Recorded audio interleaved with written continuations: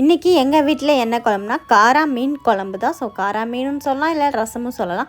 எப்படி பண்ணலான்னு சொல்லிட்டு பார்க்கலாம். ஃபஸ்ட்டு ஒரு கடாயில் ஆயில் ஊற்றிட்டு பெருஞ்சீரகம், வெந்தயம், வெங்காயம் நல்லா சேர்த்து வதக்கிக்கோங்க. இப்போ பச்சை மிளகா, கருவேப்பிலை சேர்த்து வதக்கிட்டு இஞ்சி பூண்டு பேஸ்ட்டு பச்சை வாடை போகிற வரைக்கும் வதக்கிக்கோங்க. தக்காளி சேர்த்து உப்பு சேர்த்து நல்லா வதக்கி விட்டுக்கோங்க.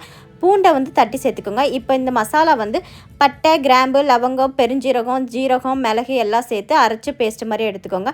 அந்த பேஸ்ட்டை சேர்த்ததுக்கப்புறம் கொஞ்சமாக மிளகாய்த்தூள், அரை டீஸ்பூன் மல்லித்தூள் சேர்த்து நல்லா வதக்கி விட்டுக்கோங்க. இப்போ கொஞ்சமாக லைட்டாக புளி தண்ணி சேர்த்து நல்லா கொதிக்க விடுங்க.